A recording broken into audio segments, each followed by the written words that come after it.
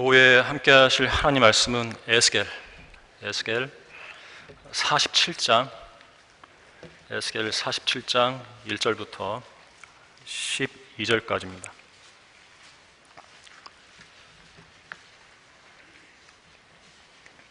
천여왕국 때 흐르는 그 생명의 강에 대한 이야기입니다. 47장 1절부터 제가 받들어서 읽겠습니다. 그 후에 그가 다시 나를 전의 문으로 데려가는데 보라, 물이 전의 문지방 아래에서 나와 동편으로 흘러나가더라. 이는 그 전의 전면이 동쪽을 향해 서 있고 물이 오른편 아래에서 나와 제단 남쪽에서 흘러내려갑니다. 그리고 나서 그가 나를 북쪽을 향한 대문길에서 데리고 나와 바깥길로 나를 이끌어 동편을 바라보는 길 옆 바깥 대문에 이르니라. 보라, 거기에는 물이 오른편에서 흘러나오더라. 그때 손에 줄을 잡은 사람이 동쪽으로 나가서 1,000 큐빗을 재고 그가 물을 통과하여 나를 데려가는데 그 물이 발목에 차더라. 그가 다시 1,000 큐빗을 재고 물을 통과하여 나를 데려가니 그 물이 무릎에 차더라. 다시 그가 1,000을 재고 나를 통과시켜 데려가니 그 물이 허리에 차더라. 그 후에 그가 1,000을 재니 그 물은 내가 건널 수 없는 강이 되었더라. 그 물이 불어나니 헤엄칠 물이요 건널 수 없는 강이더라.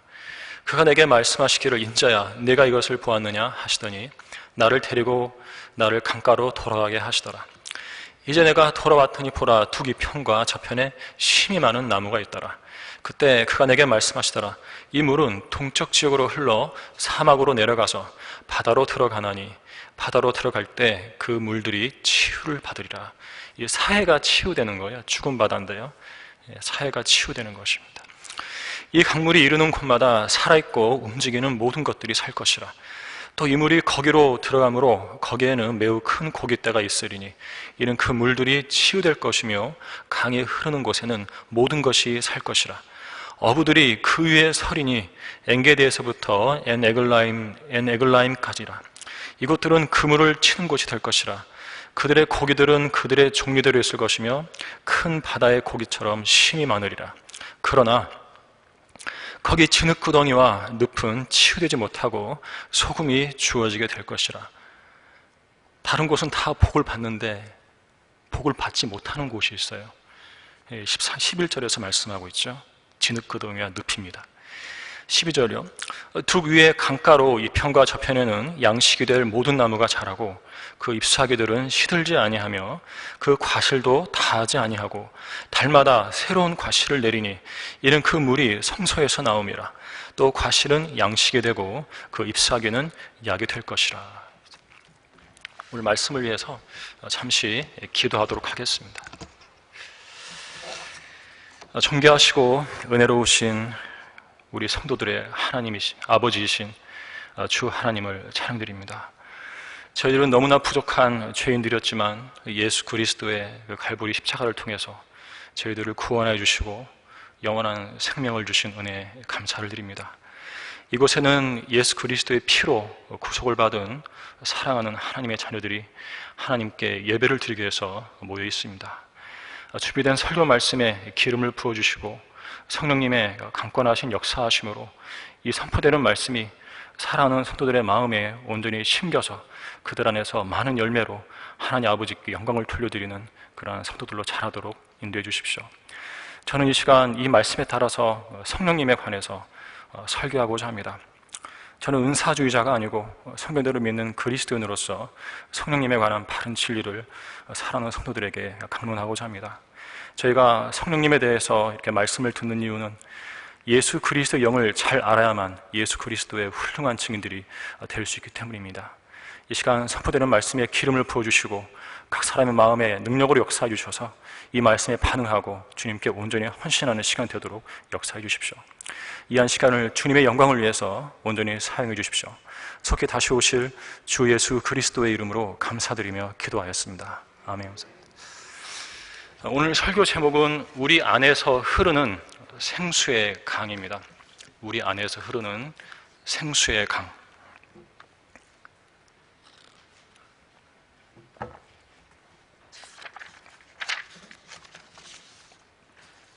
강은 흔히 그 생명의 젖줄이라고 불리죠. 한강은 대한민국의 젖줄이고 낙동강은 영남의 젖줄, 그리고 섬진강과 영산강은 전라도의 젖줄입니다. 브라질의 아마존강, 인도의 겐지스강, 중국의 양쯔강, 독일 남부에서 발원해서 루마니아 동쪽 해안을 통해 흑해로 흘러들어가는 길이 2860km의 다뉴브 강 등은 그 광활한 대륙의 생명들이 살기 위해 없어서는 안 될 생명의 젖줄들입니다. 강을 젖줄이라고 부르는 것은 강이 있음으로써 생명이 살 수 있기 때문이죠. 강이 있는 곳에는 땅이 비옥해집니다. 어머니의 가슴에서 아기가 젖을 팔아먹듯이 강은 그 지역에 사는 다양한 생명들의 젖줄이요 양분인 것입니다.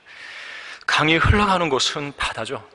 강은 일단 그 물줄기가 형성되면 흩어지지 않고 오히려 주변의 그 좁은 개천들과 시내들을 흡수해서 자기 몸집을 키우면서 바다에 도착합니다. 강은 작은 것들을 흡수하는 너그러움의 상징이에요. 낮게 엎드린 모습을 하고 흐르는데요, 저는 거기서 겸손을 보게 됩니다. 겸손하기 때문에 작은 시내들을 자기 안에 받아들여서 그들과 함께 큰 바다로 흘러가는 거죠. 강은 근시안적이지 않고요, 또 먼 곳을 바라보면서 흐릅니다. 큰 바다를 바라보고 그곳을 향해서 계속 흘러가는 거예요. 하나님께서 일하시는 교회에는 그 다양한 성도들이 함께 섬기고 있는데요, 우리 각자가 겸손해져서 새치 하늘의 기품을 함께 바라보며 그곳으로 안전하게 여행에 갔으면 하는 것입니다. 강의 겸손함이 어느 정도냐 하면 산이 막으면 산을 피해서 돌아간다는 데 있습니다. 강은 산과 충돌하지 않아요. 돌아갑니다. 겸손하죠. 그걸 사람에게 적용을 한번 해보십시오. 강은 사람으로 치면 자아를 부인함으로써 성도들과의 충돌을 피하고 오로지 목적한 셋째 하늘만을 바라보면서 향해가는 겸손한 그리스도인을 보여주는 것이에요. 강과 같은 성도는 늘 너그럽고 용서해 줍니다. 막히면 돌아가는 것이 겸손 아닙니까? 아래로 흘러가는 겸손, 또 옆으로 돌아가는 온유함이 셋째 하늘의 기품을 향해 나아가는 우리 모두에게 필요하다고 생각되는 것입니다. 좀 덥습니다. 예수 그리스도를 증거하기 위해 오신 성령님은 성경에서 생수의 강들이라고 불리시죠. 예수님께서는 요한복음 7장 37절과 38절에서 성령님에 관해 이렇게 말씀하셨어요. 누구든지 목마르거든 내게로 와서 마시라. 나를 믿는 자는 성경이 말씀한 것과 같이 그의 배에서 생수의 강들이 흐르리라. 믿는 사람의 배에서 흐를 생수의 강들은 주님을 믿는 사람들이 받게 될 성령을 말씀하신 것이었습니다. 성령님은 생수의 강들이신 거예요. 성령님은 자신에 관하여 말하지 않고 예수님에 관하여 말씀하러 오셨다는 점에서 성령님의 자기 부인과 겸손을 또한 읽을 수가 있습니다. 강은 겸손하게 아래로 흐르는데 생수의 강이신 성령님께서는 셋째 하늘에서 아래로 땅으로 내려와서 사람 안에 사시죠. 이것이 그분의 겸손하심입니다. 성령님은 그리스도의 영이라고 불리시는데요, 그 그리스도의 영께서는 그리스도만큼 겸손하신 거예요. 예수님께서 겸손하셔서 종인 사람의 모습을 취하셨다면 성령님께서도 겸손하시기에 종인 사람 안에 들어와 사시는 것 아니겠습니까? 하나님이 왜 사람 안에 들어와서 사시는가, 하필이면 그분께 거할 곳이 없단 말인가? 사람 안에 사시는 것이 우리에게 하나님의 생명을 주시는 길이기에 자신을 낮춰서 사람 안에 들어와서 사시는 것입니다. 성령님은 로마서 8장 2절에서 생명의 성령이라고 불리시는데 그 생명의 영께서 영원히 우리 안에 계시니 하나님의 생명이 영원히 우리의 것이 되신 것입니다.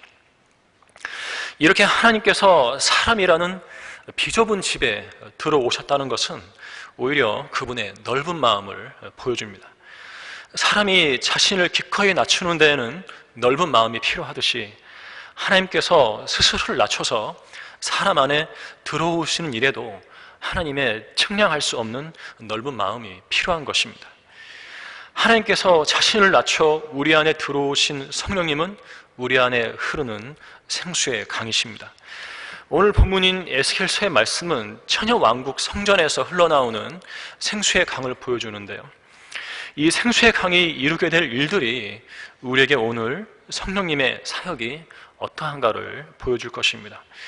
영적으로 보면 성령님께서 하시는 일은 그때나 지금이나 대동소이합니다.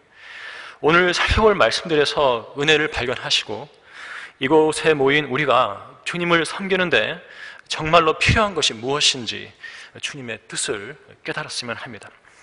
우리 안에서 흐르는 생수의 강, 첫째로 주님께서는 천여왕국 성전 문지방에서 흘러나온 생수의 강을 선지자 에스겔로 하여금 통과하여 지나가게 하셨습니다. 1절부터 5절까지인데요. 3절부터 한번 읽어보도록 할게요. 3절.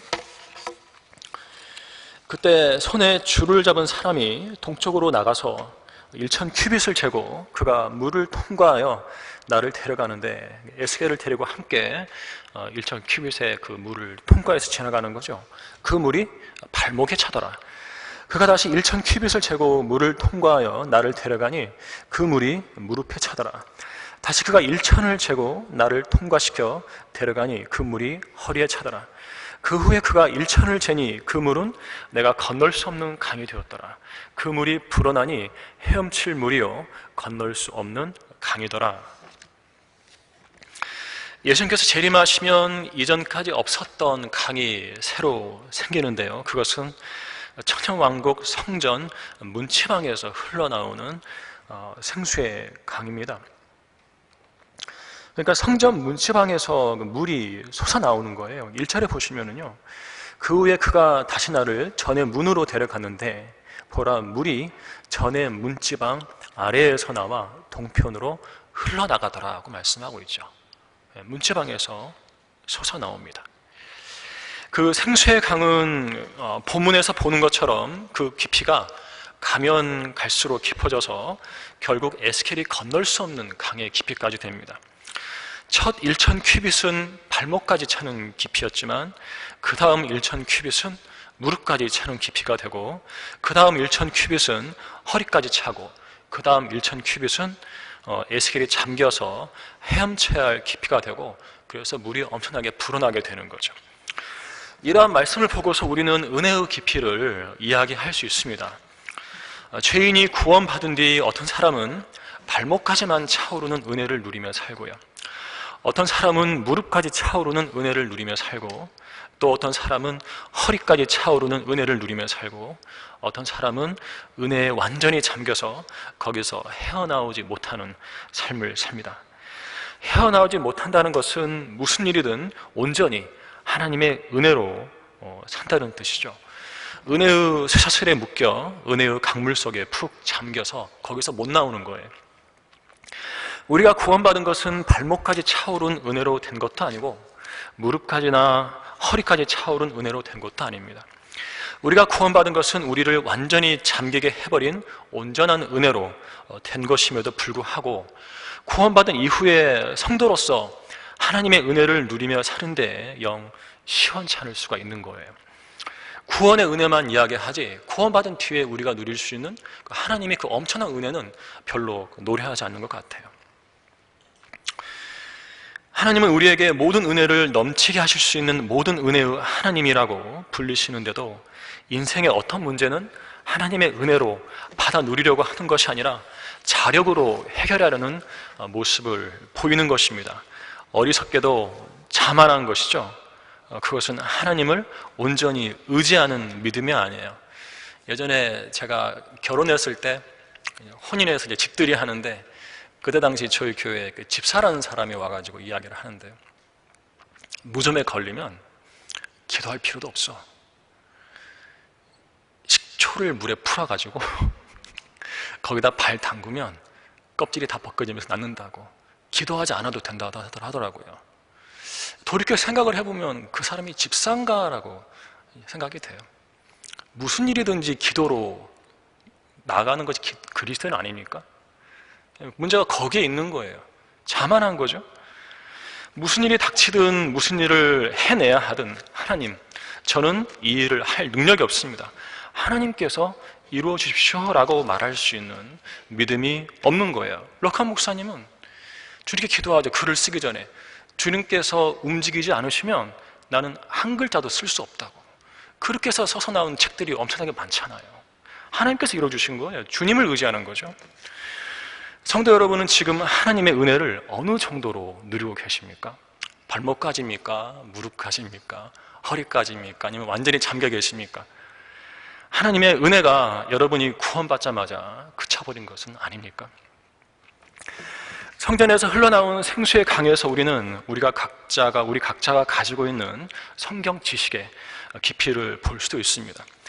어떤 성도는 발목까지 차오르는 지식을 갖고 있고요. 어떤 성도는 무릎까지 차오르는 지식을 갖고 있고, 또 어떤 성도는 지식이 허리까지 차오르기도 하지만, 럭한 목사님처럼 진리의 지식에 완전히 잠겨있는 성도는 사실상 극히 드물어요. 발목까지밖에 차오르지 않은 지식으로 첨벙첨벙 대다가 빈 깡통처럼 요란하게 굴다가 나가버린 사람들이 많죠. 주님께서는 하나님 앞에 부끄럽지 않은 일꾼으로 인정받도록 공부하라고 하셨는데, 이곳에 모인 우리 모두의 성경 지식은 어느 정도의 깊이로 차올라 있는지 스스로를 돌아봐야 합니다. 성전에서 흘러나오는 생수의 강은 우리가 누리는 은혜의 깊이와 우리가 아는 성경 지식의 깊이에 이렇게 영적으로 적용해 볼 수도 있지만, 본문의 생수의 강은요, 성령님을 나타냅니다. 성령님은 구약에서는 반석에서 흘러나온 강으로 예표되셨고요, 초림 때에는 믿는 자의 배에서 흐를 생수의 강들로 예언되셨어요. 천연왕국 때에는 오늘 본문처럼 성전 문지방에서 흘러나올 생수의 강으로 자신을 나타내실 것입니다. 그리고 영원시대의 새 예루살렘에서는 하나님과 어린 양의 보좌에서 흘러나올 그 생수의 강으로 자신을 계시하실 것이에요. 새 예루살렘에 가면은 보좌에 하나님과 어린 양이 앉아 계시잖아요. 성령님은 어디에 계세요? 그 보좌에서 흘러나오는 생수의 강으로 자신을 나타내시는 거예요. 그래서 우리는 거기서 삼위일체 하나님을 읽을 수가 있는 거죠. 성령님은 자신을 강으로 나타내십니다. 이처럼 성령님은 모든 시대에 생수의 강으로서 자신을 계시하십니다. 성령님은 생명을 주시는 생수의 강이신데, 우리는 이 그리스도의 영과 얼마나 깊은 관계에 있느냐가 문제인 것이죠. 성령님은 예수님께서 승천하신 뒤 예수님과 임무교대로 지상에 내려오시기 때문에 성령님에 관한 교리는 우리 그리스도인들에게 있어서 가장 실제적인 교리예요. 이소 목사님께서는 과거에 신학교에서 조직신학 시간에 성령님에 대해 가르치실 때 우리 그리스도인들은 성령님에 관해서 잘 알아야 한다고 하셨어요. 가장 실제적인 교리다. 우리가 예수 그리스도를 섬기는 데 있어서 성령님을 잘 알아야만 능력 있는 그리스도인으로서 섬길 수 있다라고 이렇게 강조를 하시고 그 조직신학 그 과정을 가르치셨어요. 이렇게 가장 중요하고 우리 그리스도인들에게 주님을 섬기는 데 가장 중요하고 실체적인 교리지만 또한 가장 위험한 교리라는 거죠. 왜냐하면 마귀도 영이고 성령님도 영이기 때문에 이거 잘못 가르쳐버리면 마귀가 쑥 들어가 버립니다. 아주 위험한 교리예요. 지난 2000년 교회사에서 죄인이 구원받는 교리하고요, 재림의 시기에 관한 교리 다음으로 가장 왜곡된 교리가 바로 성령님에 관한 교리라 해도 과언이 아닙니다. 마귀는 다른 교리도 그렇지만 특히 성령님에 관한 교리를 왜곡시켜서 그 거짓 교리를 수용한 사람들 안으로 들어가 버렸는데, 그 희생자들이 바로 은사주의자들이에요. 은사주의자들. 마귀는 성령님에 관한 교리를 가지고서 교회를 속여왔습니다. 성령님께서 유대인들에게 표적으로 역사하신 것을 이방인들의 교회에 적용해 버린 거죠. 그 선두에서 이용당한 것이 은사주의 교회들인 것이에요. 마귀는 또한 성령 침례에 관한 잘못된 개념을 심어줌으로써 무지한 교인들로 하여금 성령이 아닌 악령을 받게 했죠. 성령 침례에 관한 거짓 교리를 받아들이자 그들은 그 즉시로 마귀에게 사로잡혀버린 것입니다.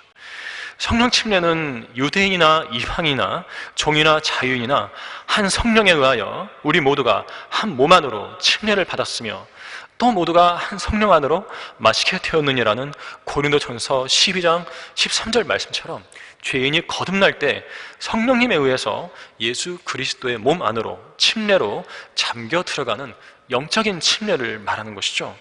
그런데 은사주자들은 죄인이 구원받은 뒤에 성령을 또다시 받는 것이라고 잘못 가르친 거죠. 우리나라에서는 성령 침례도 아니에요. 성령 세례라고 그러잖아요. 그런 건 성경에 없죠. 자, 이런 거짓 교리를 수용하면 마귀가 그대로 들어가 버린다는 거예요. 마귀는 성령 침례, 또 성령 충만, 성령의 기름 부음과 같은 성경적인 용어들로 포장된 마귀 자신의 교리를 교회들에게 주입시켜 온 것입니다. 포장지의 이름과 그 내용물이 다른 거예요. 감자칩 봉지를 뜯었더니 개구리 튀김이 튀어나온 것 같아요. 만세탕이라고 그러죠. 개구리 튀김. 자, 은사주의자들에게 그들이 하고 있는 짓을 불결한 개구리 같은 악령의 일이라고 하면 우리에게 성령을 모독했다고 용서받지 못할 성령 모독죄를 범했다고 위협하는데, 그런 자들의 입에다가 청테이프를 갖다 붙여야 돼. 예수께서 성령님이 받는 대우에 대해 매우 민감하셨던 것은 사실이지만 마귀 들린 자에게 마귀 들렸다고 하는 것은 결코 성령 모독죄가 아니죠. 성령 모독죄는 예수님이 지상에 계실 때에 그분을 직접 뵙고서 그분께 마귀 틀렸다고 해야만 성립되는 죄이기 때문입니다. 우리 다 함께 마가복음 3장 28절부터 30절까지 읽도록 하겠습니다. 오늘 이 말씀 읽으시고요, 성령 모독죄에 대해서 속지도 마시고 그러한 죄에 대해서 갈등하지도 마세요. 이 성령 모독죄는 용서받지 못한다고 하니까 내가 지었으면 어떻게 하나, 구원을 잃어버린 것 아니야 해가지고 갈등을 하는 성도들이 있어요. 저도 우리 교회 오기 전에는 죽을 정도로 갈등을 했어요. 죽겠더라고요. 구원을 잃어버렸을까 봐서. 자, 성경 교사를 잘 만나야 돼요. 자, 마가복음 3장 28절부터 30절입니다. 진실로 내가 너희에게 말하노니 사람의 아들들에게는 모든 죄들과 그들이 모독하는 어떤 불경도 용서되지만 성령을 거슬러 모독하는 자는 결코 용서받지 못하고 영원한 정죄의 위험에 처리라고 하시더라. 이는 그들이 말하기를 그가 누구예요? 예수님. 그가 더러운 영을 지녔다고 함이더라. 예수님이 눈앞에 계셔야 돼요. 눈앞에 계신 예수님 보고 더러운 영을 지녔다고 하면 예수님 안에 계신 성령님 보고 악령이라 한 것이기 때문에 그것이 성령 모독죄가 되는 거예요. 자, 그리고 마태복음 가겠습니다. 마태복음 12장이에요. 마태복음 12장 31절과 32절이죠.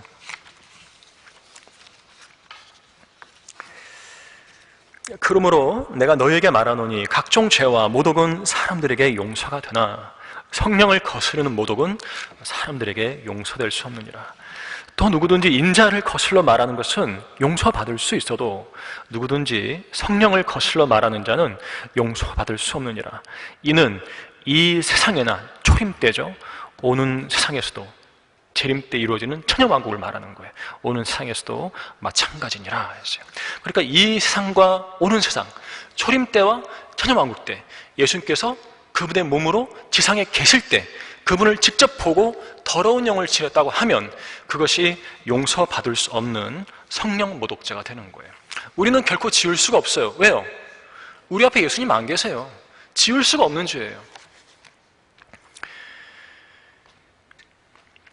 이 시대에 진실로 성령님을 모독하는 자들은 오히려 은사주의자들이죠. 그들은 악령의 역사를 성령의 역사라고 하니 악령을 성령이라고 하여 성령님을 악령 대하듯 하고 있으니 그것이 진짜로 성령님을 모독한 것이 아니고 무엇입니까? 그리스도인은 그리스도의 영이신 성령님을 올바로 알고 그 성령님으로 충만해야만 예수 그리스도를 잘 섬길 수가 있습니다. 오늘 본문은 성령님이 생수의 강이시기 때문에 성령 충만에 관한 좋은 예시가 됩니다. 어떤 그리스도인은 성령 충만한 정도가 발목까지 밖에 차지 않아요. 어떤 성도는 무릎까지 차고 어떤 성도는 허리까지만 찹니다. 그러나 정말로 신실한 그리스도인이라면 몸이 푹 잠길 정도로 성령으로 충만하죠. 락한 목사님은 성령으로 충만한 정도가 발목까지 밖에 차지 않는다면 그러한 성도는 지상 삶을 아무런 걱정 없이 자기 발로 개울물을 첨벙첨벙 걸어가려고 하는 것처럼 산다고 하셨어요. 무릎까지 차는 정도로 성령님으로 충만한 성도는 어지간해서는 인생의 문제를 놓고 기도하지 않고 자기 힘으로 해결하려고 한다고 했습니다. 그러나 물이 허리에까지 차는 정도로 성령으로 충만하면 좀 겁을 먹죠. 물에 쓸려갈 수 있으니까. 그제야 조금 겁을 먹고 기도하기 시작한다고 했어요. 그러나 물이 발이 땅에 닿지 않을 정도로 깊어져서 헤엄을 쳐서 건너지 않을 수 없게 되면 필경 물에 들어가기도 전에 기도부터 함으로써 성령님의 인도를 구하게 되는데, 이처럼 성령님으로 온전히 충만해진 성도는 인생의 모든 일에 하나님을 의지하고 자신의 능력을 결코 신뢰하지 않는다고 했습니다. 우리에게 성령 충만은 필수적입니다. 성령 충만은 그 성도가 하나님을 인생의 문제들에 있어서 어느 정도로까지 의지하는가로 증명될 수 있는 것이에요. 성도 여러분은 어느 정도로 성령 충만하십니까? 발목까지입니까? 무릎까지입니까? 허리까지입니까? 아니면 온몸이 성령님으로 가득 찼습니까? 하나님을 어느 정도로까지 의지하고 있느냐는 것이죠. 아직까지도 굳이 기도하지 않아도 자기 능력으로 너끈히 해결할 수 있는 일들이 있다고 생각한다면 이제부터는 생각을 완전히 바꾸셔야 돼요. 하나님을 의지하지 않고도 내가 해결할 수 있는 문제가 있다라고 생각한다면 그 성도는 결코 성령 충만을 경험할 수가 없기 때문입니다. 자, 우리 안에서 흐르는 생수의 강, 둘째로 성전에서 흘러나오는 생수의 강은 죽은 물들을 치유하고 그곳에 생명들이 살게 합니다. 우리 에스겔 47장 6절부터 10절까지인데요. 함께 읽어보도록 하겠습니다. 에스겔 47장이죠.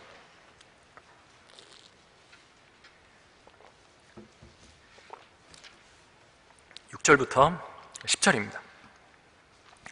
그가 내게 말씀하시기를, 인자야, 네가 이것을 보았느냐 하시더니 나를 데리고 나를 강가로 돌아가게 하시더라. 이제 내가 돌아왔더니 보라, 두 뒤편과 저편에 심이 많은 나무가 있더라. 그때 그가 내게 말씀하시더라. 이 물은 동쪽 지역으로 흘러 사막으로 내려가서 바다로 들어가나니 바다로 들어갈 때 그 물들이 치유를 받으리라. 이 강물이 이르는 곳마다 살아있고 움직이는 모든 것들이 살 것이라. 또 이 물이 거기로 들어가므로 거기에는 매우 큰 고깃대가 있으리니 이는 그 물들이 치유될 것이며 강이 흐르는 곳에는 모든 것이 살 것이라. 어부들이 그 위에 서리니 엔게디에서부터 에네글라임까지라. 이것들은 그 물을 치는 곳이 될 것이라. 그들의 고기들은 그들의 종류대로 있을 것이며 큰 바다의 고기처럼 쉼이 많으리라. 어부가 나오죠. 천년왕국에도 직업이 있습니다. 농사도 지어요. 물고기도 잡잖아요. 왕국 정부도 있잖아요. 그래서 그러한 시대를 우리는 기대할 수 있어야 돼요.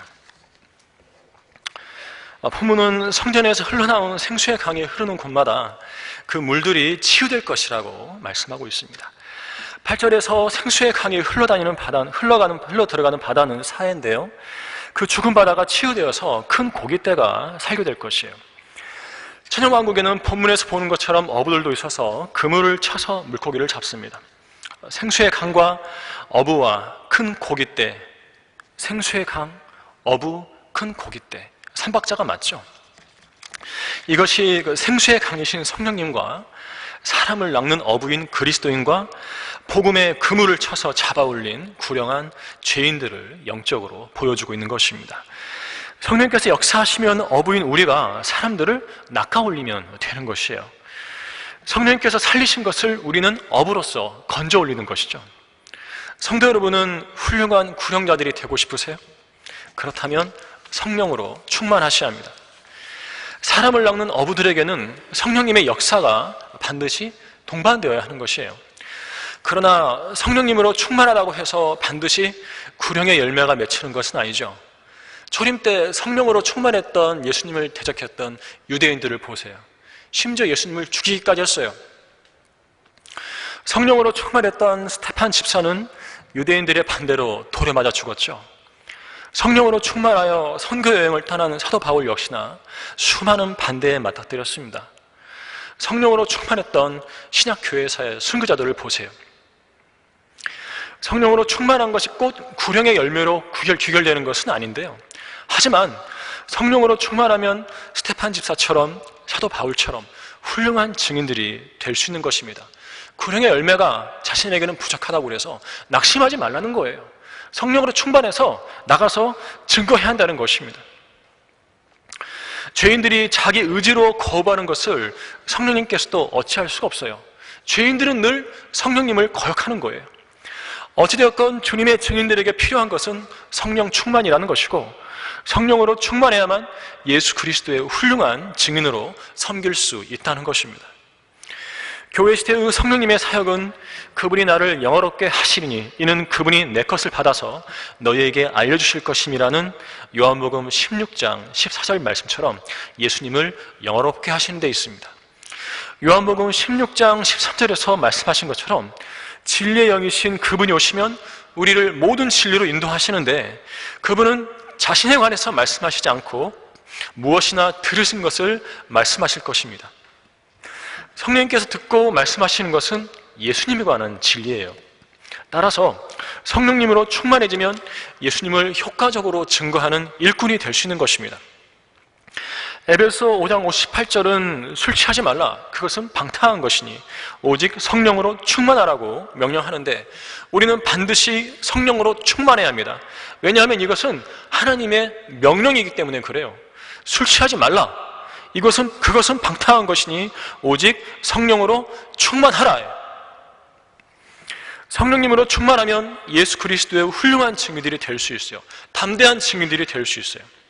성령 충만에는 몇 가지 선행 조건들이 있습니다. 먼저 죄를 자백해야 합니다. 죄를 가지고서 성령 충만을 구할 수는 없죠. 성령님은 이름 그대로 거룩한 영이십니다. 죄를 자백하고 제거해야 성령님께서 내 안에 충만해질 수 있는 거예요. 그 다음은 우리 자신의 몸을 하나님께 드려야 합니다. 성령님은 우리가 그리스도를 구주로 영접할 때 우리 안에 들어와 사시기 시작하셨지만, 내 몸의 소유권을 여전히 내가 붙잡고 있을 때는 우리 안에 충만해질 수가 없어요. 들어와 사시기는 한데 이 몸을 내 거라고 하니까 성령님이 그 소유권을 온전히 주장하실 수가 없는 거예요. 이 몸뿐만 아니라 내게 있는 모든 욕망을 하나님께 무릎 꿇리고 내 마음 자체를 주님께 다 내어드려야 합니다. 성도 여러분은 몸과 마음을 하나님께 온전히 내어드렸습니까? 자신을 한번 돌이켜보시기 바랍니다. 셋째로, 성도 여러분 안에 예수님에 관해 말하고 예수님만을 높여드리고 예수님을 모든 일의 중심에 모시고자 하는 강한 열망이 있어야 합니다. 그것이 우리가 존재하는 목적이에요. 왜냐하면 성령님은 예수님에 관해서 증거하러 오셨기 때문입니다.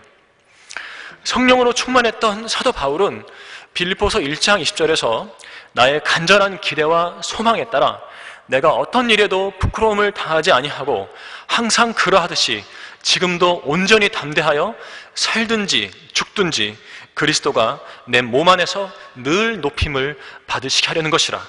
이는 내게 사는 것이 그리스도니 죽는 것도 유익함이라고 했습니다.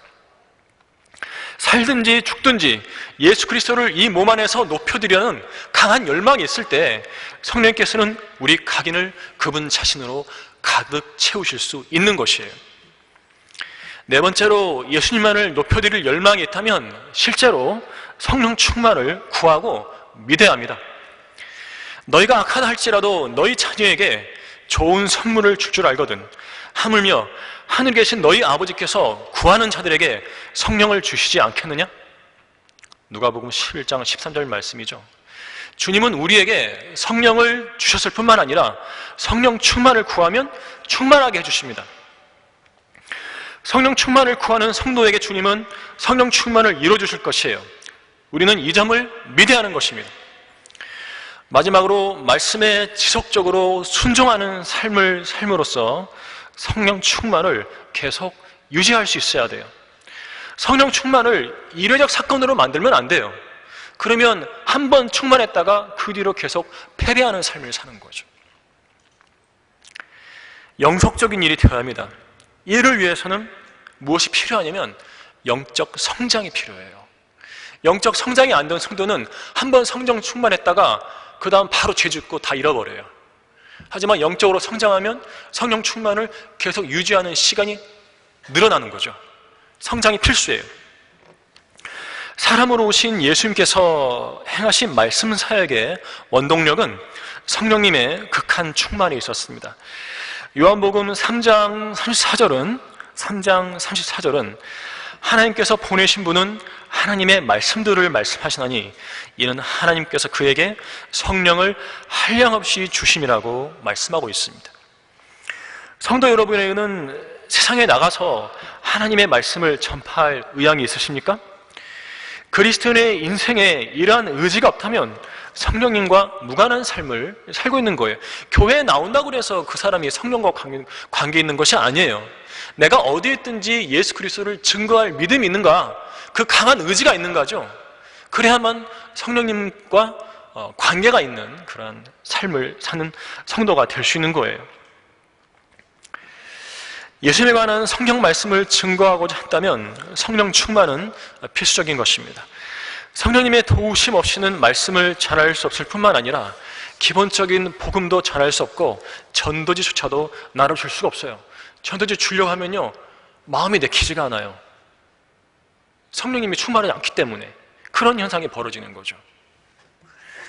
말하자면 성령님으로 충만하면 예수 그리스도를 위한 역동적인 삶을 살게 되는 것입니다. 예수님께서 요한복음 4장의 우물가에서 사마리아 여인에게 하신 말씀이 무엇이죠? 주님께서 주시는 물을 마시는 사람은 누구든지 영원히 목마르지 아니하리라고 하셨습니다. 주님께서 주시는 물은 그 사람 안에서 영원한 생명으로 솟아오르는 샘물이 되리라고 하셨어요. 자, 이 물은 이제 영적인 물인데 영원한 생명으로 솟아오르는 샘물을 이것을 이제 성령님이라고 해석을 해보면 또 이렇게 우리에게 강한 적용이 돼요.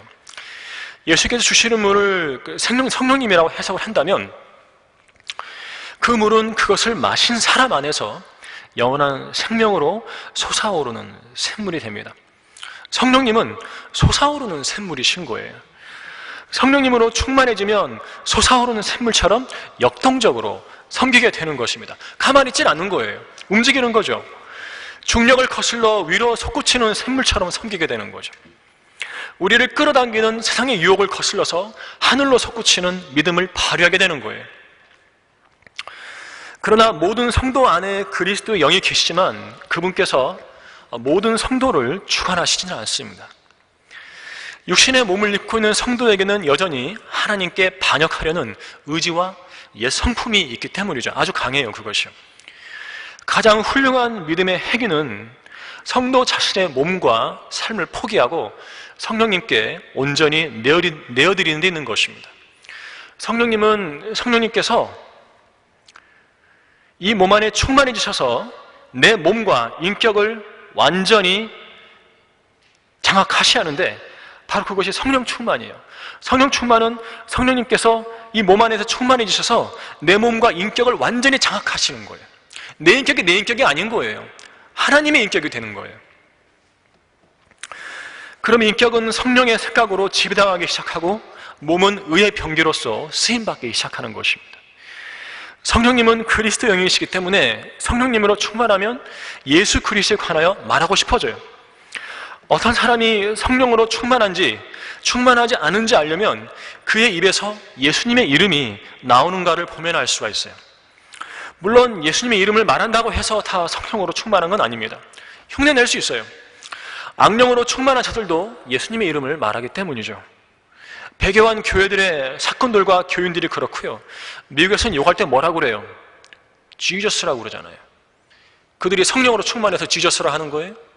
악령으로 충만해도 예수라고 말할 수 있는 거예요. 예수님을 이야기하는 제도권 교회 사람들을 우리가 인정하면 안 되는 겁니다.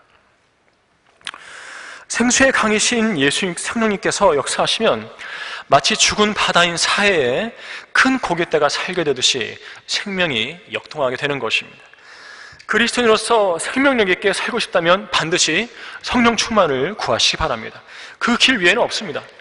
성령 충만 외에 다른 방법으로 주님을 섬기려고 하면 오늘날의 배교한 한국교회처럼 된다는 사실을 아셔야 합니다. 열매는 없고 육신적으로 시끄러운 깡통 같은 교회가 되는 것이에요. 우리 안에서 흐르는 생수의 강, 셋째로 생수의 강이 흘러 치유할 때 그 혜택을 누리지 못하는 곳이 있어요. 안타깝죠. 우리 본문 에스겔 47장 11절과 12절을 함께 보도록 하겠습니다. 그러나 거기 진흙구덩이와 늪은 치유되지 못하고 소금이 주어지게 될 것이라. 둑 위에 강가로 이편과 저편에는 양식이 될 모든 나무가 자라고 그 잎사귀들은 시들지 아니하며 그 과실도 다하지 아니하고 달마다 새로운 과실을 내리니 이는 그 물이 성소에서 나옴이라. 또 과실은 양식이 되고 그 잎사귀는 약이 될 것이라. 다른 곳에서는 큰 고깃대가 사는데요, 또 다른 곳에서는 나무들이 자라가지고 과실이 맺히고 또 잎사귀는 치유하는 약이 되는데, 어디는 여전히 소금이 남아있고 진흙구덩이와 늪의 상태로 치유되지 못한 채로 있는 거죠. 소금이 주어진다고 그랬으니까 이것이 이제 사해 남쪽일 것이라고, 소금바다 남쪽 어느 부분일 것이라고 럭한 목사님 해석을 하시죠. 만물이 회복되어서 주님께서 통치하시는 천년왕국에 이런 비참한 곳이 남아있다는 사실, 생수의 강의 혜택을 누리지 못하는 곳이 있다는 것, 그것을 유념하셔야 합니다. 자, 천년왕국 성전의 문지방에서 생수가 흘러나와 사해 쪽으로 흘러 죽은 것들을 치유할 때 진흙구덩이와 늪은 치유되지 못하고 대신 소금이 주어질 것이라고 말씀합니다. 사해는 치유되어 고깃대가 살아도 주변 어딘가에는 치유되지 못한 곳이 있을 것인데, 주님은 그런 곳을 가리켜서 진흙구덩이와 늪이라고 하셨어요. 생명이 주어질 때 생명을 받지 못하고 진흙구덩이와 늪으로 남아있다는 것은 비참한 일이죠. 생명의 강의 혜택을 누리지 못하는 진흙구덩이와 늪은 영적으로 무엇을 말해주는가? 교회 안에서 성령님께서 역사하셔도 여전히 거역하는 마음으로 남아있는 사람들을 보여주는 것이에요. 교회에 출석해도 생명의 성령을 거역하기에 치유되지 못한 채 살아가는 사람들이 있는 것이죠. 그들은 성령님의 조명으로 말씀을 배우지만 그 지식대로 살지 못합니다. 인생이 고인물처럼 정체되어 있어요. 말씀을 배워도 그 사람의 인생에 아무 일도 안 일어나는 겁니다. 성령님께서 역사하시는 바른 교회에 왔으면서도 교회의 흠집만 보려고 할 뿐 하나님의 은혜를 전혀 누리지 못하죠. 그들에게도 아무 일도 안 일어나는 것입니다. 성령님께서 살아 역사하시는 성도는 하나님을 사랑하고 형제 자매들을 사랑하고 죄인들에게 사랑으로 복음을 전하고 무엇보다도 예수 그리스도를 향한 사랑으로 충만해집니다. 그러나 그렇지 못한 사람들은 성경적인 사실들을 귀로 들어서 알기는 해도 그 사실들이 그들 자신에게 진리가 되지 못해요.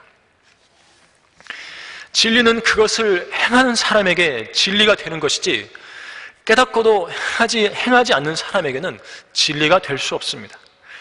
그들은 중들이 성경 읽듯이 성경을 보는 것이에요. 뭘 알아요? 뭘 행하죠?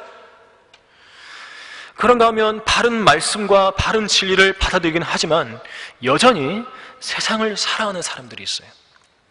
이런 사람들이 생수의 강으로 치유되지 못한 진흙구덩이와 늪이고요, 교회 안에 진흙구덩이와 늪 같은 사람들이 있는 거예요. 그들에게는 정말로 아무런 일도 안 일어나는 거죠. 주님께서 역사하셨음에도 전혀 영향을 받지 않은 코라신과 베세다를 저주하셨죠. 코라신아, 너에게 화 있으리라. 베세다야, 너에게 화 있으리라. 만일 너희 가운데서 행한 능력 있는 일들을 투로와 시돈에서 행하였더라면 그들은 벌써 베옷을 입고 제에 앉아 회개하였으리라. 그러나 내가 너희에게 말하노니 심판날에 투로와 시돈이 너희보다 더 견디기 쉬우리라. 가퍼나움아, 하늘까지 높아진 너는 지옥까지 낮아지리라. 내 가운데서 행하였던 능력 있는 일들을 소돔에서 행하였더라면 그 성읍이 오늘까지 남아있었으리라. 그러나 내가 너희에게 말하노니 심판날에 소돔 땅이 너보다 더 견디기 쉬우리라. 이곳에 앉아있지만 반응하지 않는 누군가에게 역사하셨던 것을 교회 밖에 누군가에게 가르쳤다라면 그들은 주님께 부복하고 헌신해서 주님을 열심히 섬겼을지도 모릅니다. 이 교회에서 가르쳐온 것을 무지에서 배교한 교회에 찾아간 사람들에게 가르쳤다면 그들은 벌써 제에 앉아 회개하고 성경대로 살고 있을지 모릅니다. 이 성경 침례교회에 흐르는 생명의 강들 같은 성령님의 역사를 강 건너 불구경하듯 앉아있는 사람들은 이 은혜의 강을, 이 생명의 강을 무관심하게 지나쳐버린 죄에 대해서 예수님께 그리스도의 심판석에서 반드시 설명하게 될 것이에요. 이 교회는 생수가 부족한 곳이 아니에요.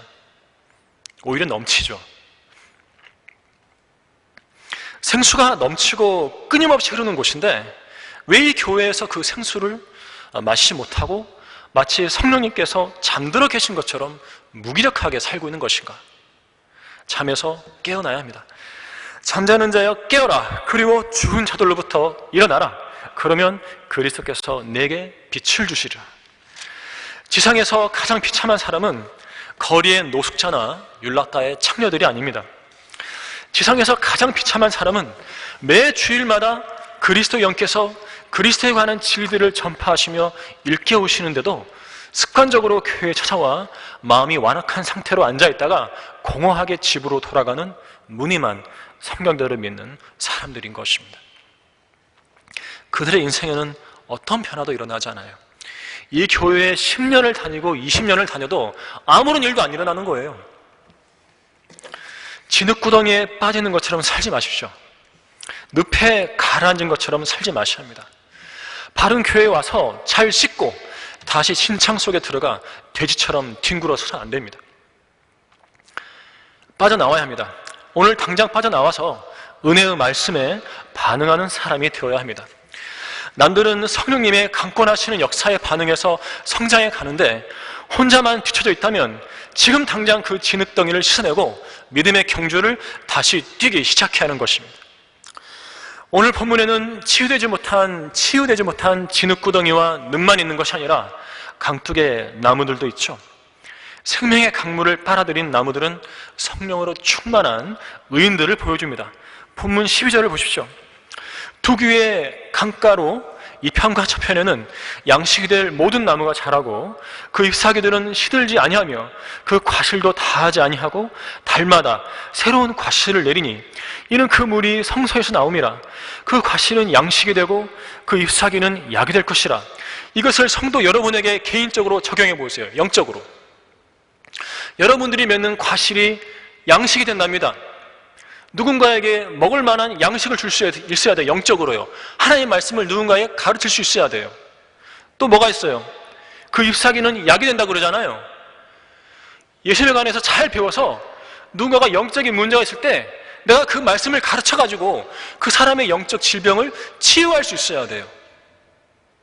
그 성도가 바로 성령님께서 역사하시는 성도예요.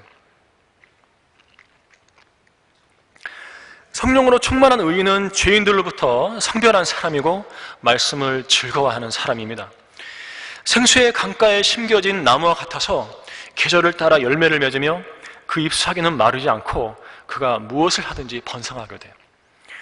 성령으로 충만한 의인은 주님을 신뢰하고 주님께서 그의 소망이 되시기 때문에 복이 있어요. 그러나 진흙구덩이와 늪과 같은 사람들은 죄인들로부터 온전히 성별하지 않은 사람들이고 성경만 들고 다니지 말씀을 즐거워하지는 않는 사람들입니다. 그런 사람들은 성령님이 역사하셔도 그 혜택을 누리지 못하죠.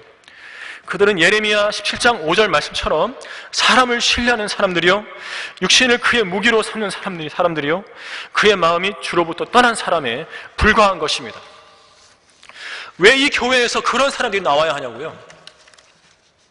안타깝고 답답하지 않습니까? 오늘 하나님께서 우리에게 주시는 말씀은요, 진흙구덩이와 늪 같은 상태에서 벗어나라. 성령의 역사로 열매를 맺고 번성하는 성도들이 되라는 것입니다. 바른 교회에 왔다면 성령님의 역사를 두 눈으로 볼 것인데 그 복을 놓치고 사는 그리스도인들이 되어서는 안 됩니다.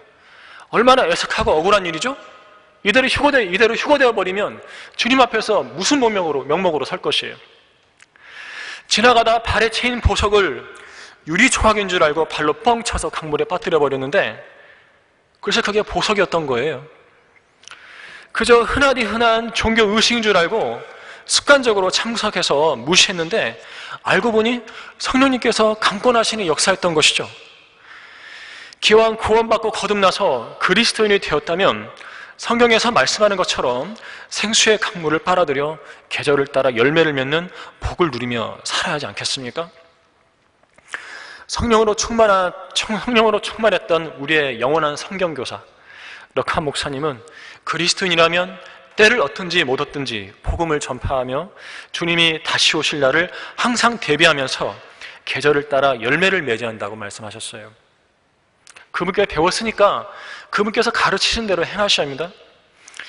당신이 그리스도인이라면 당신은 주님께 열매를 갖다 드려야 할 당신의 때가 있기 마련이다. 당신은 지금까지 그 때를 번번이 놓쳐버렸는지도 모른다. 포도는 포도대로 열매를 맺고 익혀야 되는 때가 있고 각 나무마다 열매 맺는 시기가 다르죠. 토마토는 토마토대로, 옥수수는 옥수수대로 열매를 맺고 그 열매가 무르익도록 해야 할 때가 있는 법이다. 그 때를 놓치면 안 된다는 거예요. 어떤 그리스도인은 거듭난 지 10년이 지났건만 매년 열매를 맺어야 할 계절을 놓치며 살아왔고 또 어떤 그리스도인은 3년이고 5년이고 전혀 열매를 맺지 못한 채 살아가는 사람도 있다. 당신이 만약 강가에 심겨진 나무라면 당신은 매년 봄이 되면 싹을 틔우고 꽃을 피우게 되는데 그것은 열매를 맺기 위해서다. 당신이 포도나무가 되었건 사과나무가 되었건 사막이 아닌 강가에 심겨졌다면 당신은 제철에 포도나 사과 열매를 맺어야만 그게 정상이라는 말이다. 성도 자신의 때에 열매를 맺지 못하면 비정상적인 믿음을 가진 사람이라는 거죠. 그 믿음이 아니라는 거예요. 결론을 말씀드리겠습니다. 본문 12절은 강둑의 나무들이 달마다 새로운 과실을 내는 것은 그것이 흡수하는 물이 성소에서 나오기 때문이라고 말씀하고 있어요. 그리스도인이 달마다 새로운 열매를 맺을 수 있는 것은 하나님께로부터 나오는 물을 빨아들이기 때문입니다.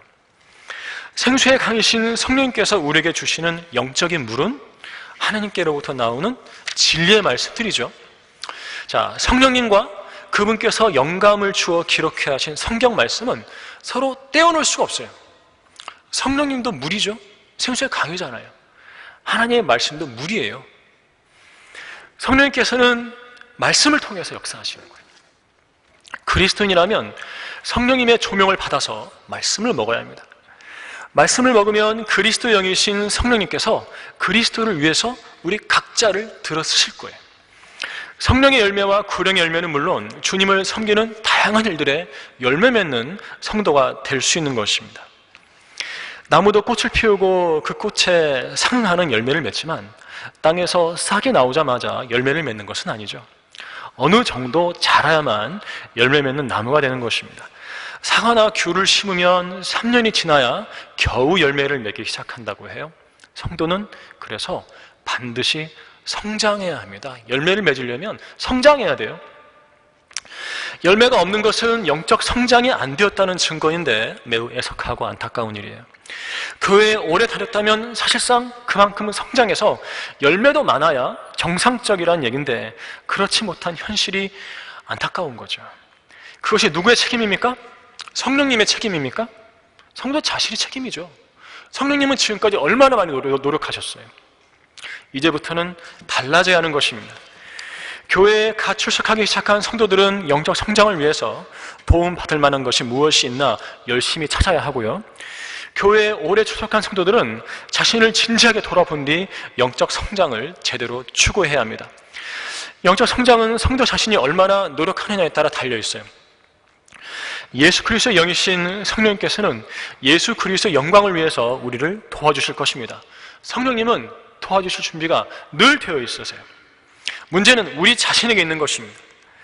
생수에 강리신 성령님의 은혜를 마음껏 누리며 성장하는 성도들이 되시길 바랍니다. 성령님께서 이 교회에서 일하시는 것은 우리 모두가 예수 그리스도의 훌륭한 증인들이 되게 하시기 위함이에요.